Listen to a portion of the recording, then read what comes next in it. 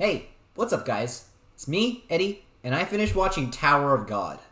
So I just wanted to share some shower thoughts and, things of that nature with you guys on the show. Major warnings, there will be spoilers within this review. So if you haven't seen the show yet, please go do so. It's an amazing show. Also, if you're a Webtoon reader, I just want to say to you, please don't spoil it for others down in the comments below. I'm serious. So, without further ado, let's just jump right into it, shall we? Now, I'm going to be honest with all of you guys. I literally just started watching this show because it was Korean, or half Korean,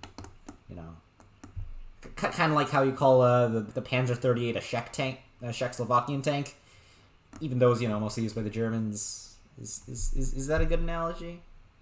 I don't know if that's a good analogy. You get what I mean. I started watching Tower of God because it was based off of Korean webtoons rather than Japanese manga, and hey, Korea, baby. I'm sure that's not actually a good reason, but hey, Korea. That's all the reason I need.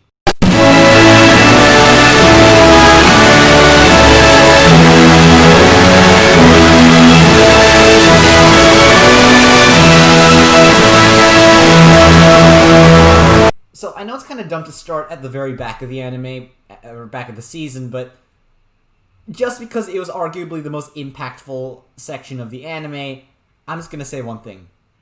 Rachel, what the fuck? I mean, okay, so we do get to understand why Rachel would do that to Bomb in episode 12, but... Or was it 13? Episode 13. But still, Rachel, why? I mean, I honestly do kind of get what, her fault. Like, a lot of people hate on Rachel without actually thinking about what makes a character tick, and honestly, I think that's what makes Rachel's character so brilliantly written. Such a hateable character, yet at the same time you can't help but relate to her. That is a well-written character. A villain? Yes, you hate the villain, but from a technical point of view, they had no choice, and worst of all, they are you. More explanation on that one later. Because, we have to start at the very start of this anime if we're really going to discuss all this. So, alright, time to really start things. So, going back to the very start, I'll just review this anime head down. At first, not gonna lie, I was actually pretty bored. I mean, the beginning is kind of slow, if I'm going to be honest with you guys. I couldn't really, get into it. I couldn't really get into the groove immediately upon episode 1. I could continue to watch it, but I didn't, just immediately warm up to the anime. It didn't immediately just engage my attention. Episode 1 was awfully slow, the world building was confusing, and honestly, there were a lot of complaints I had initially, but just because so many people said, oh, birds outside. Hear the birds? I'm pretty sure you don't care. Anyways, episode 1 was a bit slow. I'm gonna be honest with you guys. But that was okay. Because immediately after, in episode 2, I believe, we meet Kun and Rock, who are arguably some of the most interesting characters in the anime. The show immediately gets better the moment these two show up. I mean, to be fair to Bomb, he has kind of been living within a cave for the past couple of years. His entire life, isn't it? But, still, it was kind of hard for me to relate to him. In fiction, there are generally two kinds of heroes. There are the heroes you look up to. Heroes you look up to would, for example, be Superman, or, literally any superhero movie ever. James Bond. You can't relate to James Bond. Or maybe you can if he's really well written, but I'll get to that later. James Bond is the sort of character you look up to. You're like, oh man, I wish I could be like that. It's a power fantasy. You escape from reality. And then there are characters that you are supposed to you're not supposed to look up to them, but you're supposed to relate to them. Now, I'm going to be honest with you, with Bomb, I couldn't honestly do either. But that was okay, because I was sure Bomb was going to get better. I was sure the show was going to get much, much better later on. There were other characters, like Anak. She wasn't really on my radar at first, and initially I didn't really care too much about her. But Dorsey shows up and she starts interacting with Nock, and immediately I start to sympathize with her. Like, I agree. King Zahad, let's be honest, King Zahad looks like a dick. Like, just look at that symbol. Like, not only are his policies trash, but just look at that symbol. Like, King Zahad. Like, a guy with that name is not a good guy, okay? A guy with a logo like that, not a good guy, okay? King Zahad looks like a dick. His logo just screams evil. And speaking of Dorsey, she's pretty cool too. And while she isn't my favorite character, you know, like a lot of people, I swear, I'm gonna get burnt to stake for saying that. I mean, she's a pretty cool girl, and like, I really like how she's loyal to Nock. She's a cool character. I like her. There's Shibisu. Okay, Shibisu is like my favorite character in the anime, okay? Shibisu and Serena. Those two are like the most relatable characters. Like, relatable and likable at the same time. Like, those two are the absolute... They're the best. Shibisu, Serena... Although it's a pity Serena had to leave. Although, I guess that was kind of the only way her character would have ended up. Like, her character arc had kind of come to an end, so... I don't know. And, like, the games did kind of feel random at times. Like, moving on to the games, like, the plot itself, some of the games did kind of feel random. Like... Okay, the door game was actually pretty good. I thought the door game was really nice. Like, it kind of shows the disadvantages of being, like, Coon-style mastermind. And, you know, how Rock was the guy that was, you know, able to open up the door and, you know, just without thinking, having courage in himself. The Crown game was a little confusing, but it was alright. I thought it was pretty cool. We see a Nock in action and, you know, Coon being badass more. Best of all, we get Best Girl Hwaryun in the game. Now, as I said, Hwaryun is Best Girl, okay? Come fight me. Like, I will fight you to death over this. Just look at that leotard. Like, she looks hot, okay? And not just that, she's cute. Hwaryun Best Girl. Hwaryun Best Girl 2020. Fight me. Actually, that's not true. There's Arte, but, you know. I'm not gonna get into that for now. And without all that said, that's all the characters I'll talk to you about for now. There's, like, a whole slew of more characters I could get into, like Rice Ball guy who sucks. I hate that guy. Leroro, I think that's how you say it. That guy was pretty cool. A pretty chill administrator. There's a whole slew of other characters. Paracule, Spearbearer Revolution. Jesus Christ.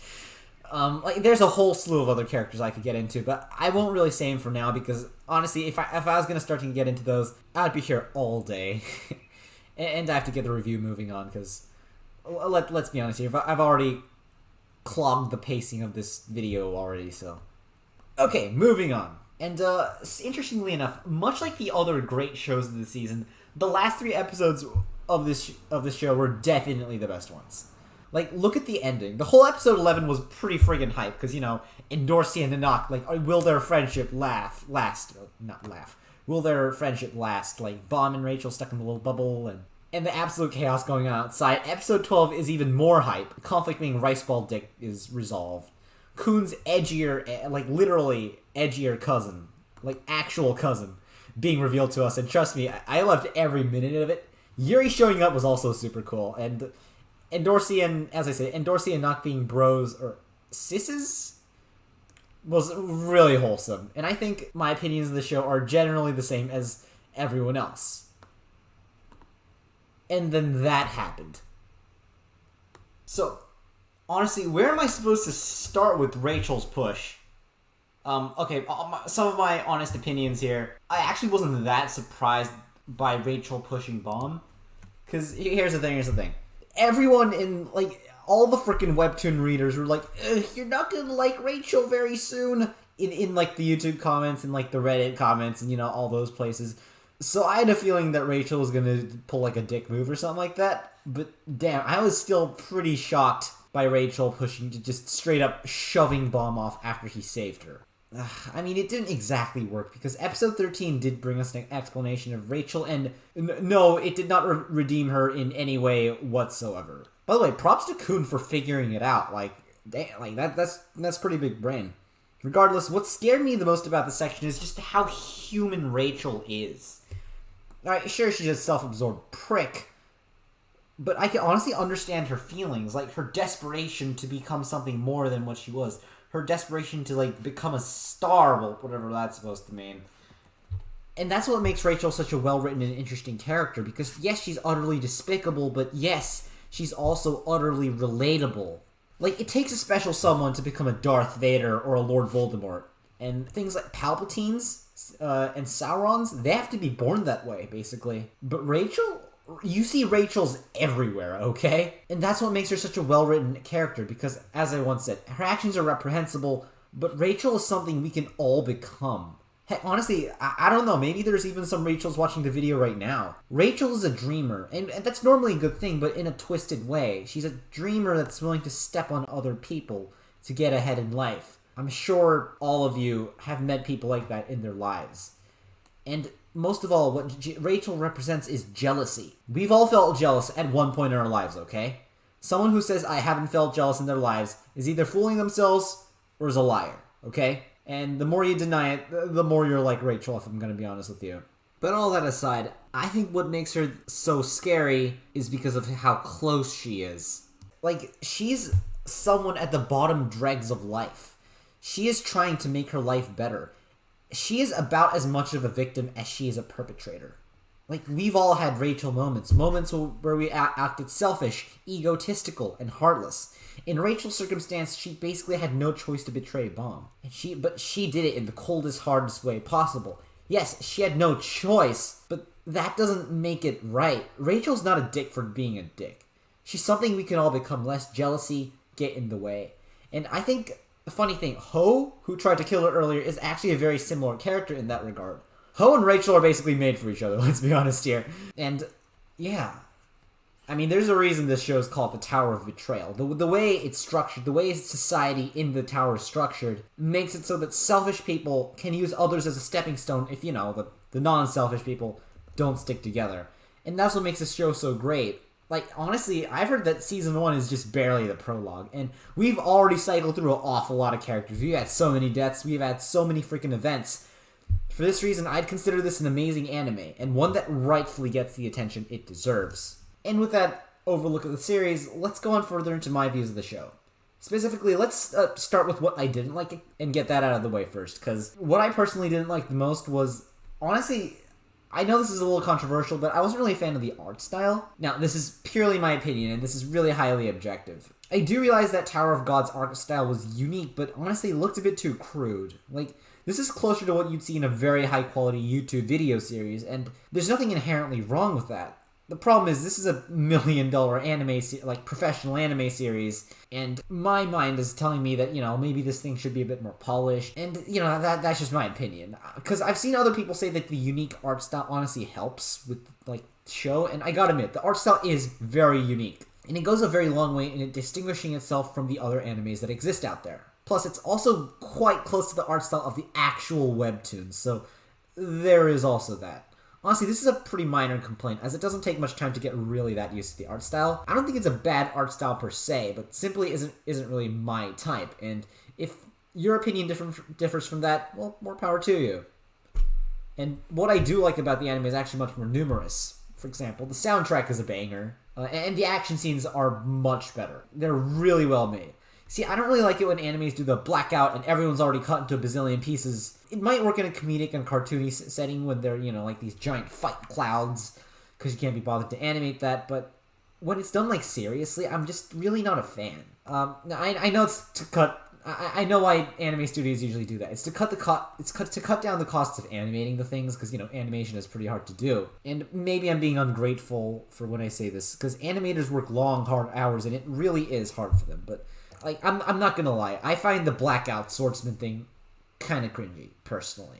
Anyhow, speaking of the music, the intro is pretty friggin' epic, okay? Funny thing about it, there's also no spoilers, well, partially because the intro doesn't really feature that much. And the outro is really nice, too. And, like, before I thought it was always about Rachel, because, you know, that was who was on the cover. But no, it's about Bomb getting betrayed in episode 12. Also, just my opinion, but the songs sound better in Korean, in my opinion. Just saying. Maybe because I also am, but, you know, just my opinion. I think it sounds better in Korean. Overall, I think Tower of God is a very good example of this revolutionary new anime that has been formed from Korean webtoons rather than Japanese comic book.